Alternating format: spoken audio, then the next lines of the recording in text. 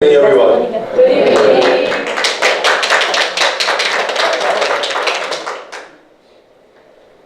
Thank you for a warm welcome. My name is Jason Shim. I'm from New Jersey.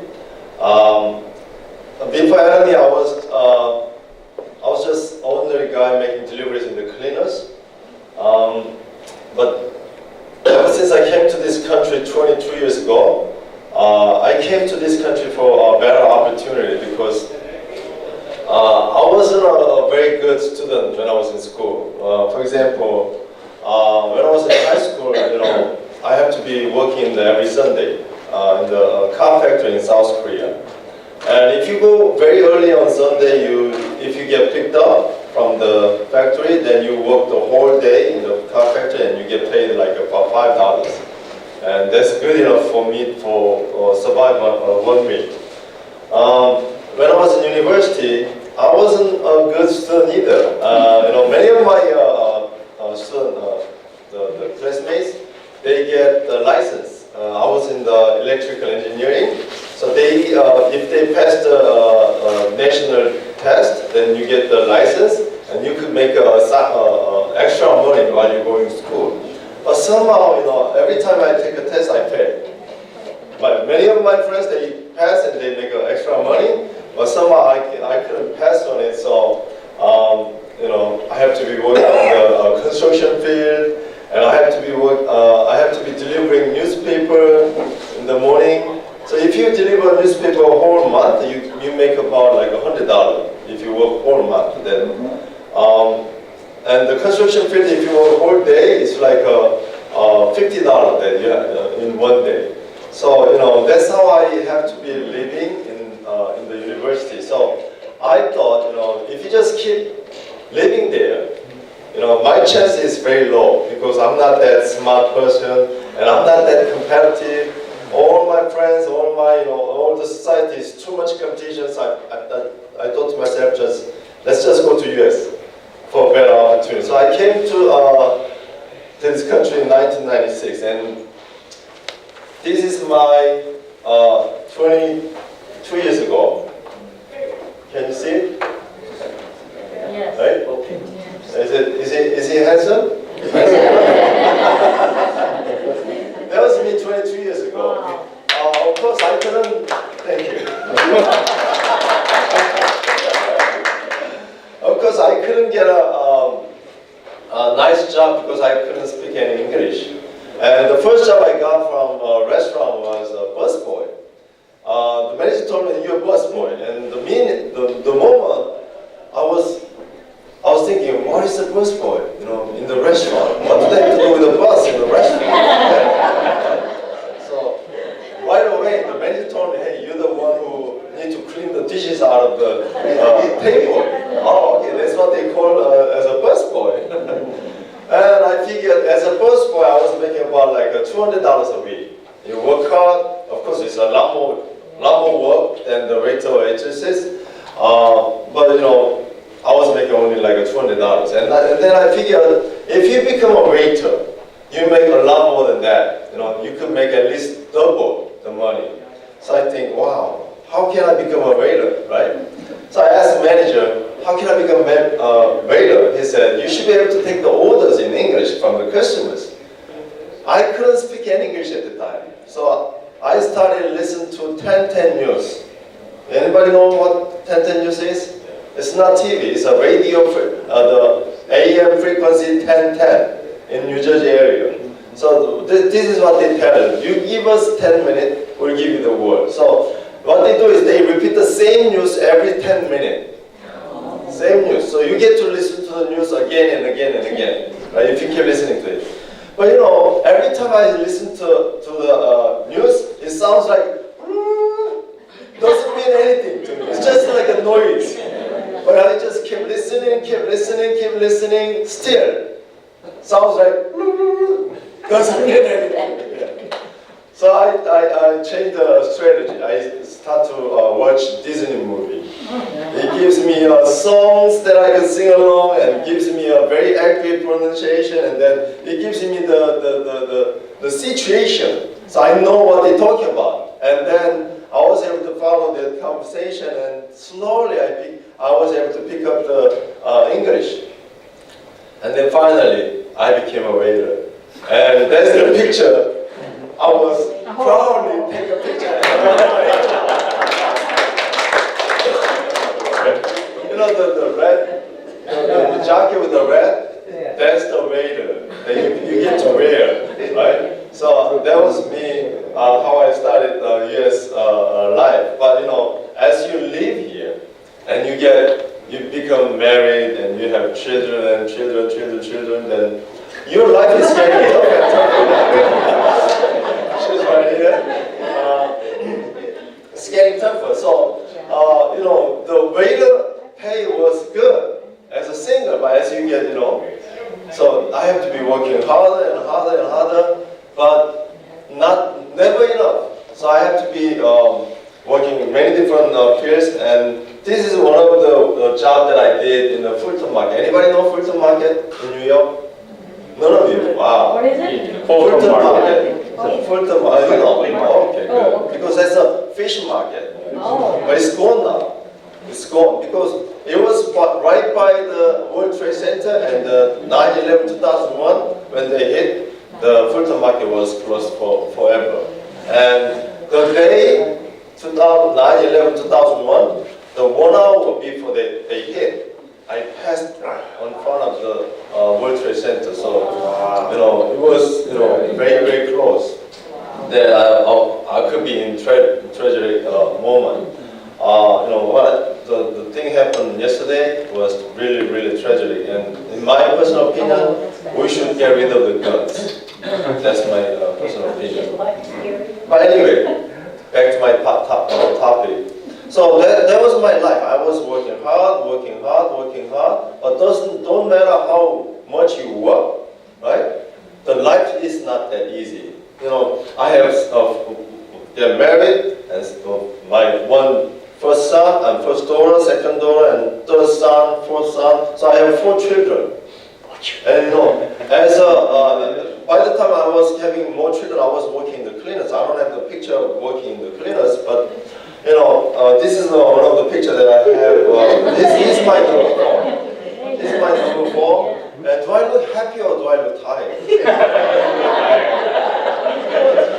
I don't want, you know, it's a blessing. I know it's a blessing, but you know, trying to support the family as a father, it's not an easy job. You know, all the fathers, right? It's not easy. You have to be working. If you're not sleeping, if I wasn't sleeping, I was working. So that was really tough life. I was having my first job, second job, and third job.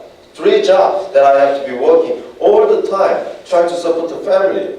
But you know, it's not easy because you cannot control babies. You cannot tell them, hey, slow down with the formulas. You know, use extra, what is that, diapers. You know, you cannot control babies. They just do whatever they want to do. You have no control. And they are out of control. So you just need to support them. Doesn't matter how you do it, but you have to do it to support your family. But you know, everything is not easy. The day he was born January 9, 2009. And we were living in the house that we bought for the first time in our life. But 20 days later, we lost the house after we gave him birth. So we have to move out from the house in January, end of January. You know, living in January, New Jersey in January is very cold. And then the last day of January in 2009, there was a lot of snowing. So we have to move out from the house with a 20 days old baby, and a 2-year-old baby, 4-year-old, you know, baby, an 8-year-old kid. You know, they are all out of control, but we have to be, you know, we have to move out from the house and move to New York town. You know, in America, just 2 of us. None of my relatives living in this country, just 2 of us. We have to do everything by ourselves. It was really tough. So ever since I moved to a rental house, it was the most miserable life in my life. So you know, at the time I didn't have any hope. Everything is just getting tougher and tougher because I know the demand that I'm getting from the family is higher and higher. We need more money as they grow. But my income at the time was decreasing. The economy is not getting any better, so there was no sign of getting any better. Thank you. But obviously, I need more money. That's for fact. But how can I bring more money? Because I was working maximum hours already. What should I do? So for that, I was really hopeless. I was saved because I accept Jesus. But how can I live in the real world? So every day I was really stressful and discouraged, depressed. It was so miserable. But one day, so after we moved out from the house, almost 1.5 years later, I met a lady. She's a total stranger, came from South Korea, not from North. She wasn't selling nuclear, but she was selling cosmetic from nuclear scientist.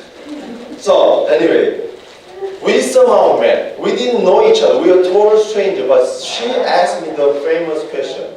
What was that? She asked me, do you know Atomy? Do you know Atomy? That question changed my life. She asked me the question, I said, no, I don't know what is that. I asked her back, and she started explaining it. The more she explained, the more it sounds like network marketing. And I know network marketing because I've done network marketing 6 times already. 6 times. Start with an A something company, blah, blah, all this company. Why? Some people ask me, hey Jason, why you keep on doing network marketing? That's something bad. Don't do it. But you know what? For me, I know I have to do my own business in order to be rich. I really want to be rich. I was looking for opportunity all the time, but I couldn't get the opportunity. Why? Because in traditional business, you need to have money to start your own business. But I didn't have any money. But if you come to network marketing company, hey, with a little bit of money that we can get you started, and little bit of every month, little bit of spending every month, you could continue doing the business, and at the end of the year, there's a little fee. Then you could start your own business. Sounds really amazing, right? If I ask you to, would you like to join our company for $500? None of you want to join, right? But for me, if I have an opportunity to do that, I'll do it. Even if it's the slightest chance that I could get, I'll go for it. That was me. If I can become successful. So that's why I tried 6 times. But doesn't matter how I have energy or enthusiasm, the real world doesn't allow me to be successful because simply customers don't want to spend more money. No matter how hard I push them, they don't want to spend their money if it's too much money, right? So it was so hard. But when she tried to explain about this company, it sounds like a network marketing, so I said, no thank you. Because I know and I've done enough. 6 times is enough, I think. But, in a moment, something catch my attention. There was no joining fee, no monthly requirement, no annual fee, no website fee, no fee whatsoever. I said, no way, that's not possible because as far as I know, all these network marketing out there, there's thousands of them, right? Thousands of them. But every single company, they have some kind of obligation. Somehow they make you to be obligated to buy some amount of money every single month. Otherwise, their company doesn't run. But how come this company called Atomy doesn't have any obligation? That can't be.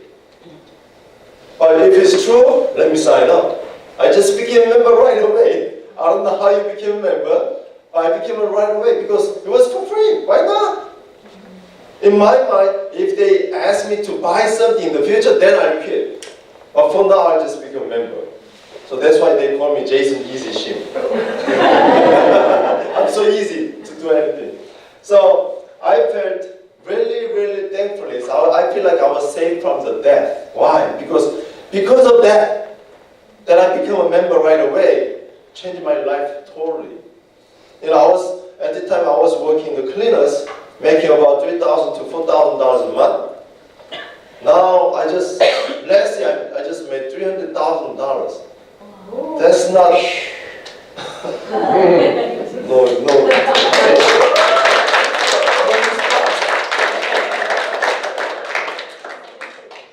no. Think about it, that big difference. Right? $3,000 to $4,000 a month to $300,000 a year. But that's not just income, that's a residual income if you think about it. Right? So, what is Atomy? We have to figure it out. Let's take a look at the life cycle that we are living. Everybody born, right? That's why you're here tonight, right? And after you're born, about 30 years, you prepare for your life. You go to school, you get skilled, you get licensed, you prepare for your life. And another 30 years, you work really hard, right? Anybody lazy? Never want to be working? Right? We all work hard, right? To prepare our retired life. And that's what we want. We want nice retired life.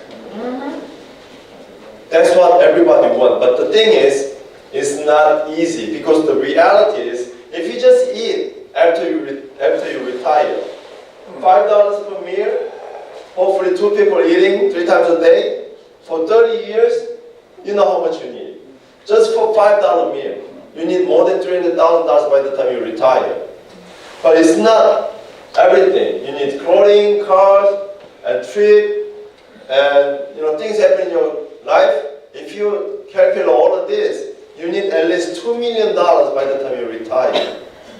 Calculating you live up to 90 years old. But most scary part is this: we live longer. Why? Because I know when I was really young, if you look at those people who are about age of 60, they look really, really old if they were 60. But these days, I know if they are 60, if I call them grandma, they're going to slam me in my face. Right? I'm not grandma, I'm just 60. But when I was young, very little, if they are 60, they look really, really old. But everybody seems to be really, really young, even though they are 60, 70, even 80s. Right? People simply live long. I cannot believe I'm almost 50. If I'm almost 50, when I was young, they were like almost grandfather. Can I become a grandfather? No. People simply live longer. But one more thing is, they don't know how long they will be living. Only God knows that when you're going to be old.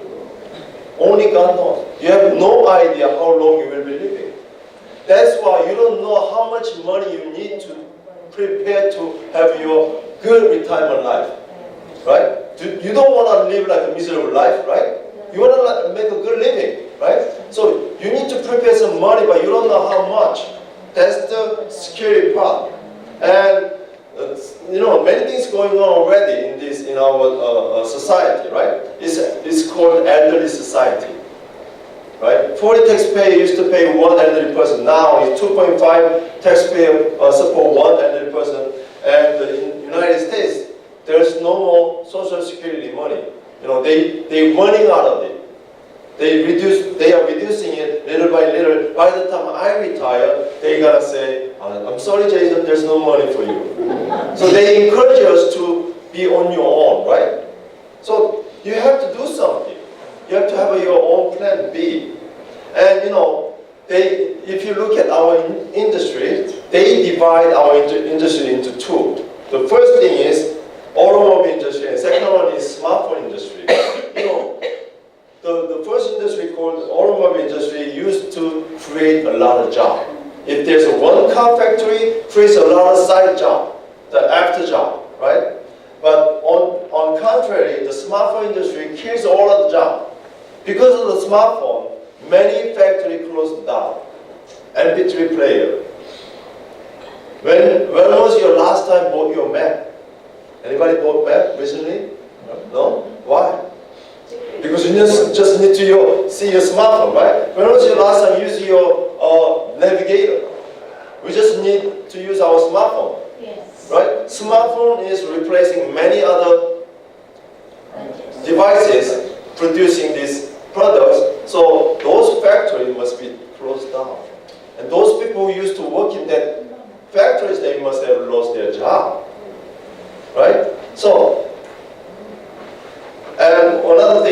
How about the future? What do you think? Google, Facebook, Microsoft, Intel, IBM, Apple, Amazon, what are they doing in common now? They are investing billions of dollars into artificial intelligence, making everything smarter and smarter. Everything is smarter. It's getting smarter, right? We used to have we need to have a lot of equipment to have this kind of presentation, to watch the video, to have the microphone. We used to have a big equipment. Now we just have a simple devices and running this presentation. So amazing. So amazing. And that means if things are getting smarter and smarter, people are losing more jobs. You know, we have more than 1 million people. I don't know exactly, but I remember 1.3 million people are driving trucks in this country for a living. Small or large, you know, they are driving trucks for a living. But all these automobile companies, they are making driverless trucks. Do you know that? Right? We saw many times already in the newspaper and the broadcasting company, right? They are developing driverless trucks. Someday they don't need truck drivers. What's going to happen to all these millions of people in the future? What do you think is going to happen to them? They're going to give them a good pension for their lifetime? No way. No way. No way. They're going to lose their job. You know, cashiers. Amazon Go. Anybody saw Amazon Go? They don't need a cashier anymore. We used to have like if you go through the toll, we used to have people collecting the toll, right? They don't need it anymore. A lot of things is automated and they don't need people. And those people who running the system makes more money because they were able to fire the people and reduce the expense. They can make more money. So we are living in capitalism. We are not in communist, right? Yeah. We are in America, thank God. But the thing is, we are living in capitalism. Capitalism market system. But everything is wonderful, but the thing is this. The rich gets richer. Everybody agree? Yes. The poor gets poorer. The gap is getting bigger, no safe zone. As the economy grows, you know, economy is growing, but my income is not growing. Right? So the capitalism, the definition of capitalism is for those people who has the money, make more money. It's not for us. It's against us. It's against those people who doesn't have money. It's only favor of those people who has money. That's what the capitalism is. So for example, this is called Oxfam 8. You know, these 8 people, all you know these people, right? These people owns the half of the wealth of the whole world. Half of the wealth of the whole world. And in 2010, it was 388 people instead of 8 people. And as the years passing by, it became small numbers, right? And finally, in 2016, it became 8. I don't know how many people it became in 2017. There's no. I researched for this data a couple of days ago. I couldn't find the 2017 data yet. But one thing is for sure: small